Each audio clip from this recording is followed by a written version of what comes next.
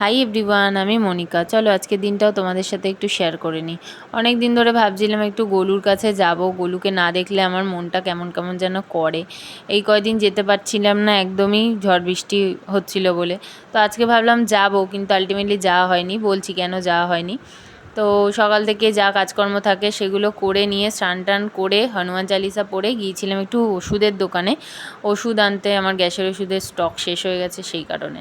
আর সাথে করে এই হ্যান্ড ওয়াশটাও নিয়ে এসেছিলাম, ইউজ করে দেখি কেমন, আগে কখনো ইউজ করিনি।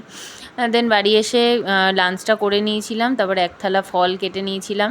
ফলগুলো খেয়ে তারপরে ছাদে গিয়েছিলাম জামাকাপড় আনতে। তখন একটু পদ্ম গাছের ভিডিও ক্লিপ নিয়ে নিয়েছিলাম। তারপরে ঘন্টাখানিক ঘুমিয়ে সন্ধ্যাবেলা দিদিকে ফোন করেছিলাম, কিন্তু ও বললো ও থাকবে না, ও একটু বাইরে যাবে।